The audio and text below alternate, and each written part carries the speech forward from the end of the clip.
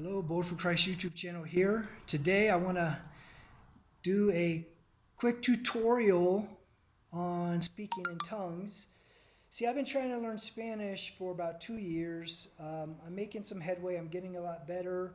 I'm understanding more conversations, learning more words, but I don't have Spanish yet, and I've been trying for 2 years. This morning, I woke up and I had this idea of learning how to speak in tongues. So I watched a couple tutorials on YouTube, and voila, it's like magic.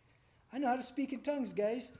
And so I'm going to do a quick tutorial on how to speak in tongues. So first of all, people have been speaking in tongues for over 100 years now. You see a lot of televangelists speaking in tongues, people like Kenneth Copeland, Sid Roth, T.D. Jakes, Benny Hinn, a lot of these people speak in tongues, so it's not that big a deal. I've been to churches where 90% of the people in the church speak in tongues. So it's not that big of a deal. It's not that big of a gift. I mean, it's like, who really cares, right? Anybody can do it. I learned this morning. So in case you don't know how to speak in tongues, there's a lot of different sounds. Not a lot. There's actually very few different sounds, and you just have to repeat them, rearrange them, mix them up.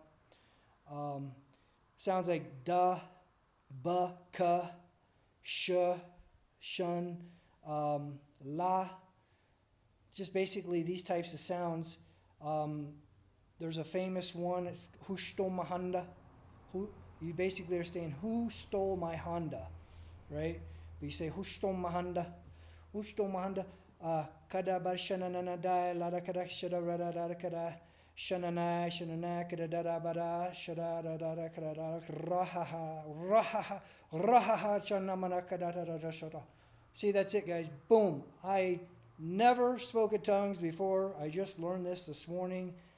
Wham, bam, thank you, ma'am. It's that easy to do. If you really want to speak in tongues, it's not this crazy gift. Now, something I want to tell you about.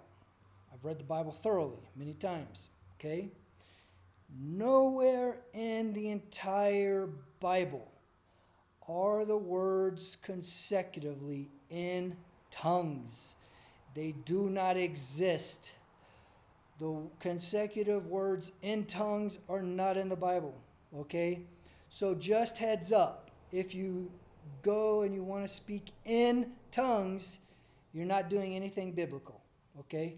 It's basically gibberish. Okay, I'm not saying it's an official language called Babel, but essentially what you're doing is just babbling. You're just babbling. You're speaking gibberish. Okay, you're not speaking any biblical or any type of other language. You're just taking a few sounds. You're rearranging them a bunch of ways. You're rolling your r's, and you're just you get good at it. You practice it more and more, and you get better and better and better. I just look at it. I didn't do that great of a job, right? But I only learned after 20 minutes this morning. So how good of a job would you want me to do? Now, imagine if I practiced that every day. But what's the point of practicing talking gibberish, right? Or babbling? What's the point of that unless I'm trying to convince people that I'm some great spiritual leader or have some great power from God, from a God or something? There would be no point in doing that. So I'm not going to practice that anymore. I know people are going to say, oh, you're blaspheming the Holy Spirit. Well, I think those speaking gibberish, claiming it's from the Holy Spirit, are the one blaspheming the Holy Spirit. Not me. Those are the ones that I believe could be blaspheming the Holy Spirit. So anyways, that's just a quick lesson on how to speak in tongues. In tongues. Again, if somebody could show me where in the Bible, and I've had probably 100 people try to show me and unsuccessfully, but maybe you're the one, maybe you can show me where in the Bible the words in tongues are, and I'm talking about the King James Bible. I'm not talking about some sissy, girly, perverted HIV version of the Bible, okay? I'm talking about the King James Bible. Another thing I want to ask is, where are the holy, righteous men of God calling this out? Where are they? We've got these men out there claiming to be holy and righteous men of God, but they just ignore this babble that people claim is from the Holy Spirit. They just ignore it, and it's like they ignore Christmas They ignore Christmas trees, right?